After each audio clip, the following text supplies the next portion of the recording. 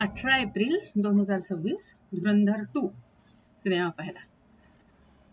बापरे, भयानक आहे. म्हणजे याच्यामध्ये हे दाखवले की जो धुरंधर म्हणजे हमजा जो आहे रणवीर सिंग, तो कसा काय स्पाय बनून पाकिस्तानात आलेला आहे. म्हणजे आधी दाखवले की हा साधा शिपाई म्हणजे सोल्जरचं त्यांनी ट्रेनिंग घेतलेलं असतं आणि त्याला सोल्जर व्हायचं असतं. पण त्याचा जो मित्र असतो, तर त्याचा मित्र ड्रग्सचं वगैरे धंदा करत असतो आणि सप्लाय करणं वगैरे. तर तो किती वेळ त्यांनी सांगितलं असतं त्याला की तू हे सोडून दे वगैरे. तर तो एकदा त्याला रणवीर सिंगला त्याच्या अड्ड्यावर घेऊन गेला असतो की कुठून त्याला ते ड्रग्स मिळतात वगैरे काय. आणि तिथूनच तो हत्यारं पण घेतो. तर का तर ह्याच्या बहिणीला त्या लोकांनी एका म्हणजे त्यांच्या एक लँड डिस्प्यूट झाल्यामुळे तिथल्याच एका पंजाबमधल्या फॅमिलीनी हिच्या बहिणीला नेऊन तिच्यावर अत्याचार केलेले असतात. म्हणजे खूप लोकांनी मिळून रेप केला असतो आणि तिला तिथेच एका रूम मध्ये बंद करून ठेवलेलं असतं. आणि दुसऱ्या बहिणीला नेऊन तिच्याबरोबर पण लग्न करायचं त्यांचं हे असतं. तर मग तो ती घेऊन जात म्हणजे हा ट्रेनिंग करत असतोच खरं, पण हे सगळं झाल्यावर त्याचं डोकं सरकतं आणि मग तो आपल्या मित्राच्या मदतीने ते शस्त्र घेतो आणि त्या सगळ्या लोकांना मारून टाकतो. आणि मग आपल्या मित्राला म्हणतो की माझ्या बहिणीशी तुझं प्रेम आहे ना तिच्यावर, तर तू तिच्याशी लग्न कर आणि तुम्ही दोघं सुखाने नांदा. आता हे सगळं झाल्यावर तो म्हणजे स्वतःला सरेंडर पण करतो, पोलिसांच्या हवाली करतो. तर जेव्हा त्याला पकडतात तर तेव्हा तो जो ऑफिसर असतो, जो ट्रेनिंग त्यांना देत असतो, शिकवतो, त्याला माहिती असतो की हा कसा आहे, काय आहे आणि किती ताकदीचा आहे. तर तो फक्त जेव्हा त्याला तिथून दुसऱ्या जेलमध्ये नेत असतात, तर हे लोकच प्लॅन करतात, पोलीसवाले आणि सीआयडी त्याचं तिथून किडनॅप करतात. असं दाखवतात की काही गुंडांनी त्याच्यावर हल्ला केलाय आणि त्याला पळवून किडनॅप केलंय. आणि मग ते त्याला आपल्या कस्टडीमध्ये घेतात आणि त्याला सगळं समजवतात की तुला असं असं करावं लागेल, तुझी जान जोखीम मध्ये. पण मग पहा म्हणजे तुला जी फाशीची शिक्षा होणार आहे, तर तसं मरायचं का असं मरायचं. मग तो तयार होतो. मग त्याला थोडंसं अजून ट्रेनिंग करून त्याला पाठवतात आणि मग अशा प्रकारे तो तिथे पाकिस्तानात आला असतो आणि त्या रमजान, बलूच आणि ह्यांच्या सगळ्या गोटामध्ये शिरून त्याचं चालू असतं. मग अशातच तो हळूहळू मग त्याचं त्या मुलीवर प्रेम असतं, त्याला मुलगाही होतो. तर असं चालू असतं. हळूहळू तो एक एक एक एक एक एक कसं सगळ्या बलूचमध्ये म्हणजे रमजान मेल्यामुळे मग तो त्याच्या भावाला भडकवत असतो की हा दुसरा कसा त्यांनी मारलाय आणि एसपीनी कसं हे केलंय. आणि मग एक एक एक करून तो त्याच्या भावाला पण अडकवतो. त्यालाही जेलमध्ये म्हणजे जेल होते. मग त्याला हे लक्षात येतं की एसपी या सगळ्याच्या मागे, आता एसपीचा काटा काढायला पाहिजे. मग तो जो वाळवंटात बलूच असतो, तो त्याच्या साथीनी एसपीचा काटा काढतो. म्हणजे त्याच्याच मुलाला बॉम्बर बनवून त्याच्या गाडीवर धडकवतात. त्या एसपीला करण्याचा संशय पण आलेला असतो म्हणून पण. आणि असं करत करत तो तिथला कराचीचा किंग होतो, लियारीचा किंग होतो. मग एकदा ह्यांचं आता मोठं एक डील होणार असतं, कितीतरी करोडचं ह्याचं. तर महाकाळ. मग त्याच वेळेस ती नोटाबंदी वगैरे, मग म्हणजे इतके नोट, जाली नोट तिथे डिस्ट्रीब्यूट, म्हणजे हे लोकांचा काहीतरी 1.5 फक्त कोटींचा माल तिथे 150 कोटींना विकणार आणि सगळीकडे ते पैसे डिस्ट्रीब्यूट होणार वगैरे. तर मग त्यावेळेस ते मोदींनी नोटाबंदी केलेली असते. त्याच्या आधी एक उरीचा एक सर्जिकल स्ट्राईक केला असतो. मग नंतर ह्याला मग नंतर फुल हँड देतात की तू मार, तुला ज्यांना मारायचं. मग हा म्हणजे जवळपास सगळेच त्याच्या याच्यात झालेले असतात आणि तो तिथला लियारीचा किंग झाला असतो.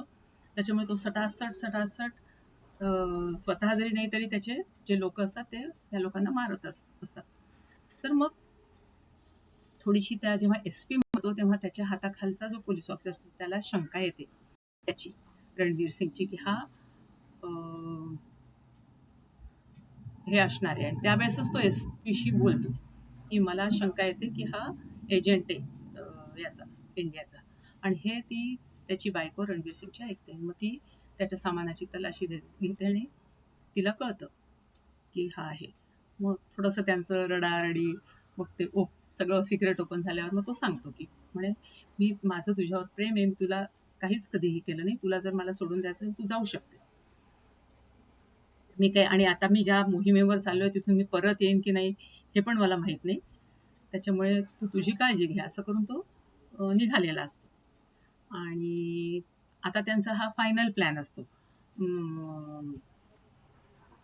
जे मोठी जी डील केली असते ड्रग्सची, तर पण मग हा पोलीस ऑफिसर पण त्याच्या कानावर घालतो की मला ह्याच्यावर शंका आहे.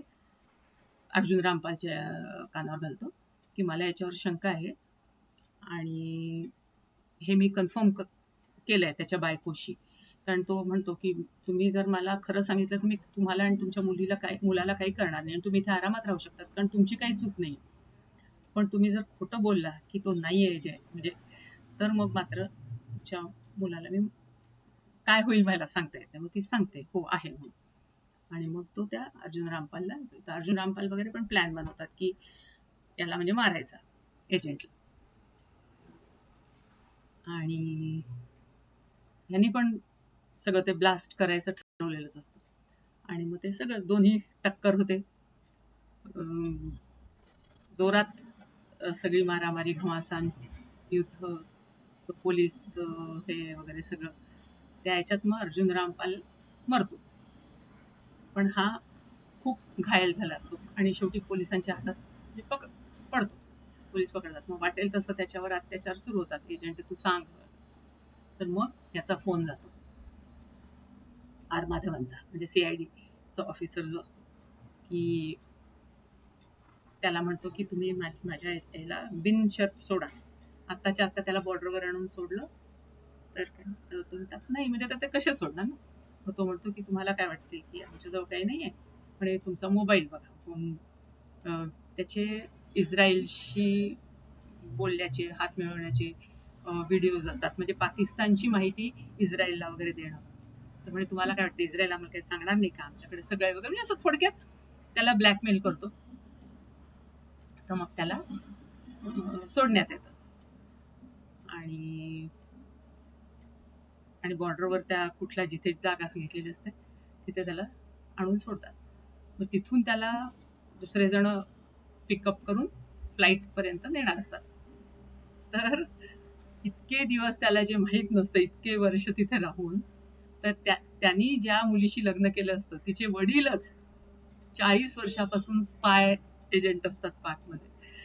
आणि तो त्यांना बघतो त्याला आश्चर्याचा धक्काच बसतो. मग तेच सांगतात की आता तू तिथे जा इंडियामध्ये आणि सगळं इकडचं विसरून जा आणि आता तू नवीन जीवन सुरू कर. आणि मग दाखवले की हा भेटतो सगळ्यांना, माधवनला सगळे अप्रिशिएट करतात, त्याला मेडल वगैरे मिळतं. आणि हा पण तो थांबत नाही फेलिसिटेशन कर. तो तेव्हाच निघून जातो आपल्या गावी जायला. पण गावी गेल्यावर त्याला, म्हणजे जेव्हा तो घराकडे जात असतो तर तो बघतो की त्याची बहीण कपडे म्हणजे त्यांचं काम रुटीन चाललंय. आई घर झाडते, त्यांचे नातवंड मुलं वगैरे सगळे असे मस्त खेळतात ते वगैरे. ह्यांनी सांगितलं असतं ना मी तुझ्या बहिणीशी लग्न केलं, त्याच्या मित्रांनी जो ड्रगवाला असतो, तर त्याचे ते डील करायला हा आला असतो, त्याचाच मित्र. आणि तो याला बरोबर ओळखतो. तो म्हणतो की तुला काय आपल्या घरी यावंसं वाटलं नाही का. तर हा म्हणतो तू का ड्रगचं हे करतोय, सोडून दे ना हे सगळं. पण त्या दोघांमध्ये तो म्हणतो नाही, मी सगळ्यांना सांगणार आहे की हा जसविंदर आहे. तिथे त्यांची बाचाबाची होते आणि त्याच्यामध्ये तो जोरात पडून मरतो. आता काय करायचं, आता त्याचा तिथे पण जो एजंट असतो पाकिस्तानमध्ये, ज्याच्याकडे हा रणवीर सिंग राहत असतो, तो म्हणतो मी बघतो सगळं, मी क्लिअर करतो. आणि रणवीर सिंग बाहेर गेलेला असो आणि तो मग स्वतःवर ते हे करतो, मग त्याला हे लोक मारून टाकतात की हा एजंट आहे म्हणून. मग तो म्हणजे बघतो की सगळं सुरळीत चालू आहे आणि कोणाला काही माझी आठवणही येत नाही आणि काहीच नाही. तर तो अर्धवट त्या रस्त्यावर गेलेला तिथूनच, आणि आई त्याची म्हणजे अशी गेट लावून घेते, म्हणजे असं जसं की आता काही कोणाची वाट बघण्यात अर्थ नाही. आणि गव्हर्नमेंट त्यांना पैसे पाठवतच असते त्याच्या ह्याच्या कामाबद्दल. 30-35 हजार दर महिन्यात त्यांना मिळत असतात. त्याच्यामुळे तो तसाच परततो. म्हणजे पुढे त्याचं काय होते ते काही आपल्याला कळलं नाही एजंटचं. म्हणजे शेवटी एजंट्स किंवा हे स्पायस जे असतात ते काय आपलं बलिदान देण्यासाठीच त्यांचा जन्म असतो असं म्हणजे दाखवलं. पण ओव्हरऑल छान आहे, पण न्यूसन्स खूप खूप जास्त